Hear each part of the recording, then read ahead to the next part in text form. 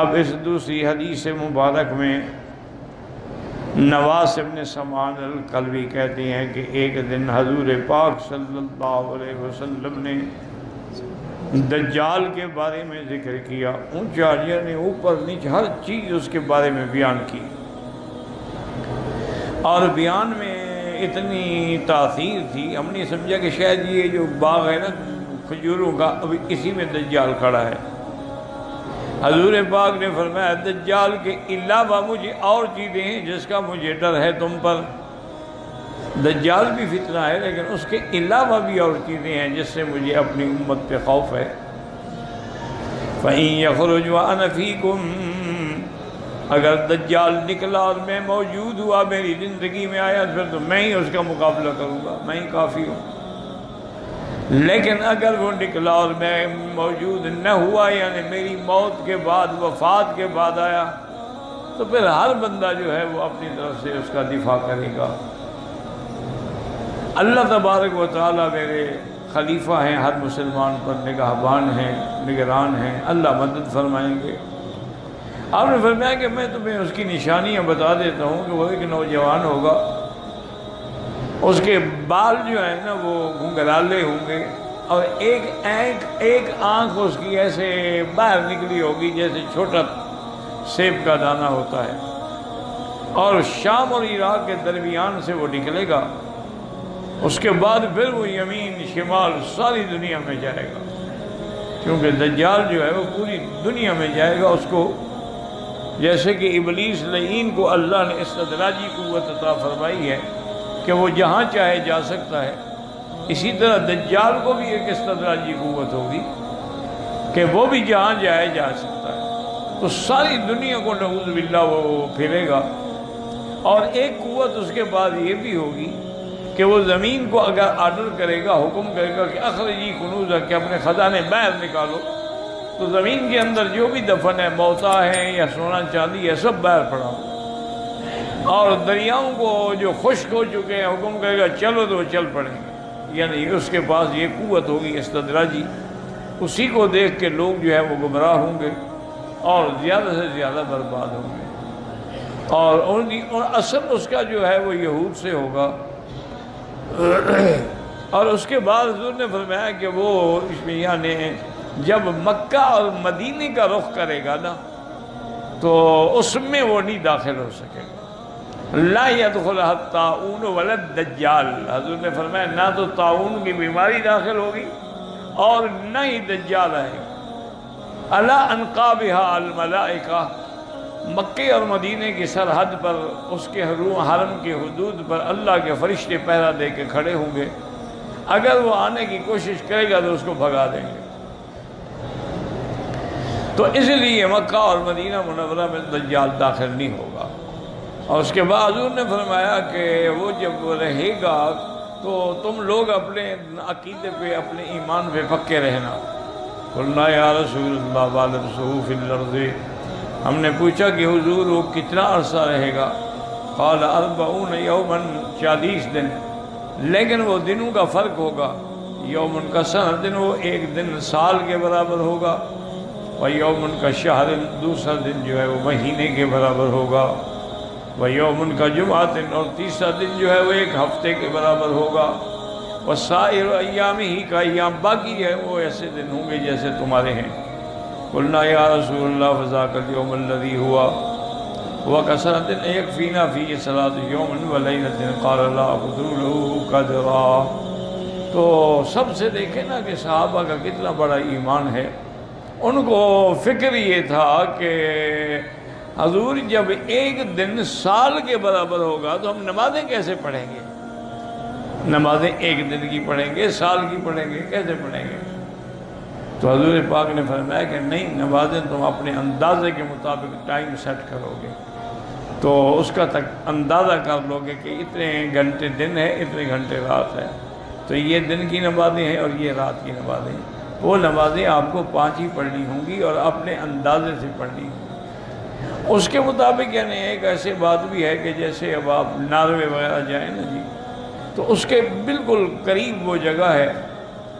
جہاں پر دن اور رات جو ہے نا جی وہ 6 مہینے کے ہوتے ہیں۔ 6 مہینے کا دن ہوتا ہے اور 6 مہینے کی رات ہوتی ہے۔ تو وہ لوگ جو ہیں وہ بھی پھر اندازہ کر کے جو مسلمان ہیں نمازیں پڑھتے ہیں، ان کو اندازہ کرنا پڑتا ہے،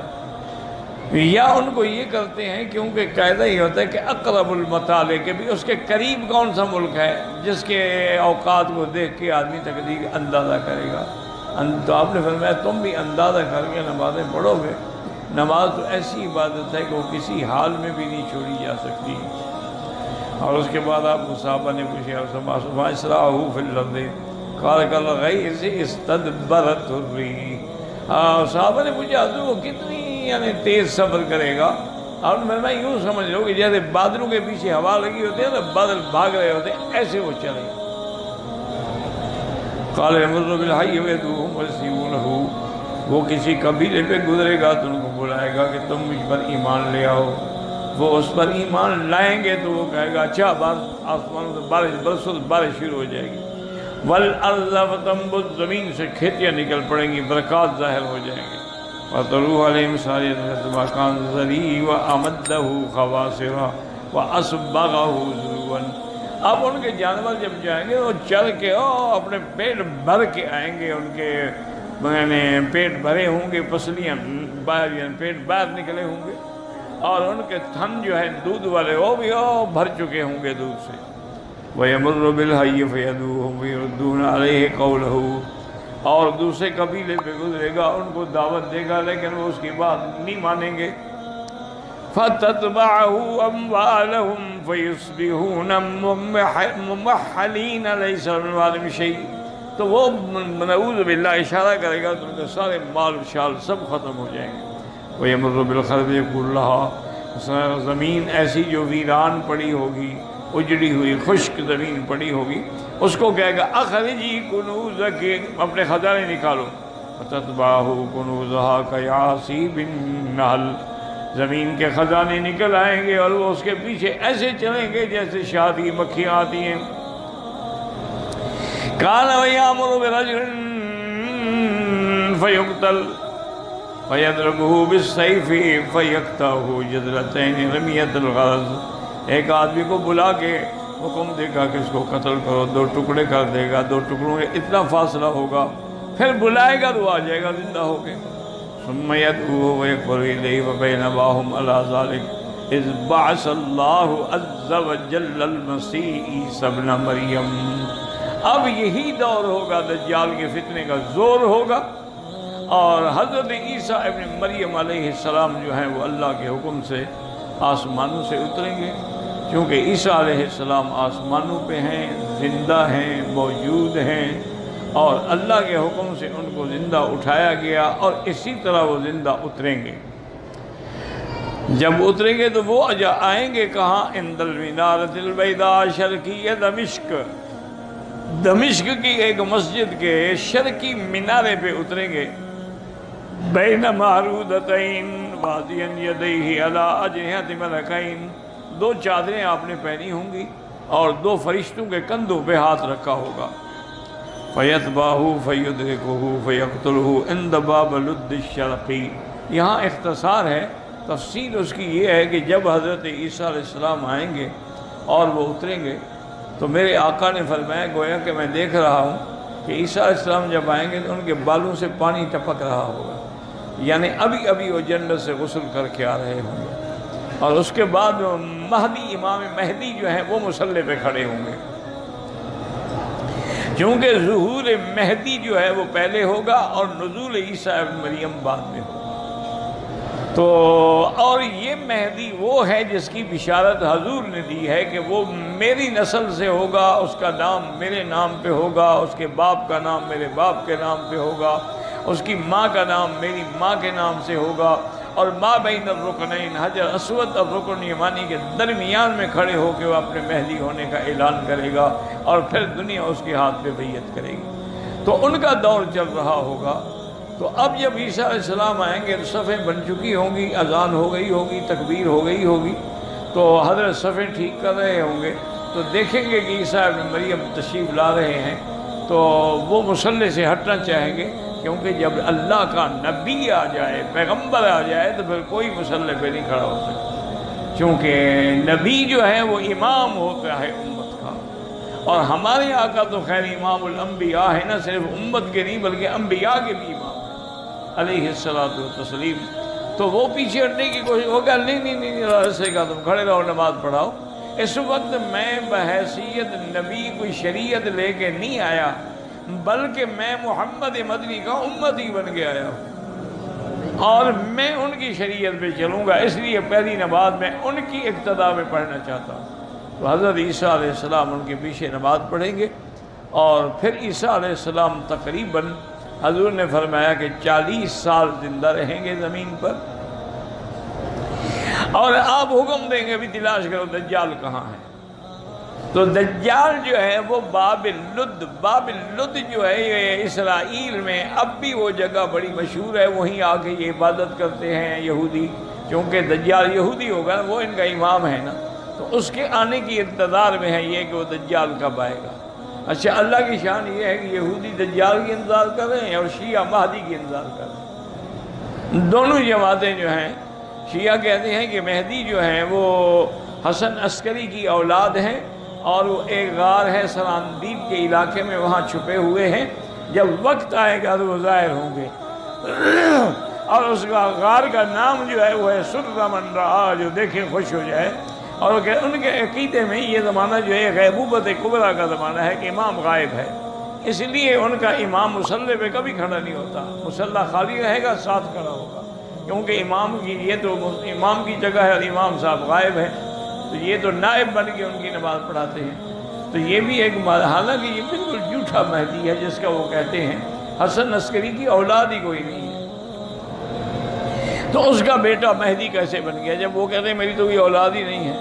اور پھر اتنا عرصہ غار میں بیٹھے ہوئے، اچھے امام ہیں، لوگ تباہ ہو رہے ہیں، امام صاحب غار میں بیٹھے ہوئے ہیں۔ اور یہ بھی ان کا عقیدہ ہے کہ جو اصل قرآن ہے نا بی بی فاطمہ والا، وہ اسی امام کے پاس ہے،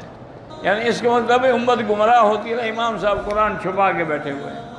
قرآن پڑھنے کے لیے آیا، پڑھانے کے لیے آیا کہ چھپانے کے لیے آیا ہے؟ تو بہرحال جیسے یہ جھوٹے ہیں، وہ یہودی بھی جھوٹے ہیں کہ بھی دجال اترے گا، وہ ہمارا امام ہے، پھر پوری دنیا پہ ہماری سلطنت ہوگی۔ تو حضرت عیسیٰ علیہ السلام پہنچیں گے لد پہ، وہ وہاں موجود ہوگا۔ جب اس کی نظر پڑے گی نا عیسیٰ علیہ السلام پر، تو حدیث پاک میں ہے کہ یذوب کما یذوب الملح فی الماء، ایسے گلنا شروع ہو جائے گا جیسے نمک پانی میں ڈالو تو گل جاتا، اور حضرت اس کو وہیں قتل کریں گے۔ فیکسر الصلیب، اور عیسائیوں کی جو صلیب ہے اس کو توڑیں گے، مانا اس کی طاقت کو ختم کر دیں گے، ورنہ ایک صلیب توڑنے سے کیا فرق پڑتا ہے، وہ تو ان کے ہر کے آدمی کے گلے میں صلیب ہے۔ معنی یہ ہے کہ ان کی طاقت ختم ہو جائے گی۔ حضور نے فرمایا کہ یملأ العدل عدلا و قسطا، کہ زمین پر عدل و انصاف کا دورہ ہو جائے گا، اور اتنی دولت ہوگی، اتنی آمدنی ہوگی کہ زکوٰۃ لینے والا غریب کوئی نہیں ہوگا۔ اتنا حضرت عیسیٰ علیہ السلام کے زمانے میں فیض ہوگا، اللہ کی رحمتیں ہوں گی، اللہ کی رحمت کی برساتیں ہوں گی کہ کوئی کسی کے گھر میں محتاج نہیں ہوگا۔ اور آپ نے فرمایا کہ انہو یتزوج، پھر عیسیٰ علیہ السلام شادی بھی کریں گے، تو اس کے بعد فرمایا کہ پھر وہ ہجرت کریں گے مدینہ شریف۔ مدینے میں آنے کے بعد ان کی موت جو ہے وہ مدینے میں آئے گی، وہ یدفن فی روضتی، اور میرے روضے میں دفن ہوگی۔ حضور نے فرمایا کہ میرے روضے کے اندر اللہ تبارک و تعالیٰ کے حکم سے ایک قبر صدیق کی ہے، ایک فاروق کی ہے، اور ایک عیسیٰ علیہ السلام کی ہے۔ اور پھر دوسری حدیث میں حضور نے صحابہ کو نقشہ بھی بنا کے دکھایا کہ ہاکذا نبعث یوم القیامہ، اس طرح ہم کھڑے ہوں گے قیامت کے دن کہ عیسیٰ میرے ساتھ ہوں گے، ابو بکر دائیں ہوں گے، عمر بائیں ہوں گے، پھر ان سب کو لے کے میں آؤں گا جنت البقیع الغرقد، بقیع الغرقد قبرستان جو ہے مدینے کا، اس پہ آؤں گا، وہ بھی سب کھڑے ہو چکے ہوں گے حضرت عثمان کی قیادت میں، ان کی قیادت حضرت عثمان کریں گے کیونکہ وہ خلیفہ راشد ہیں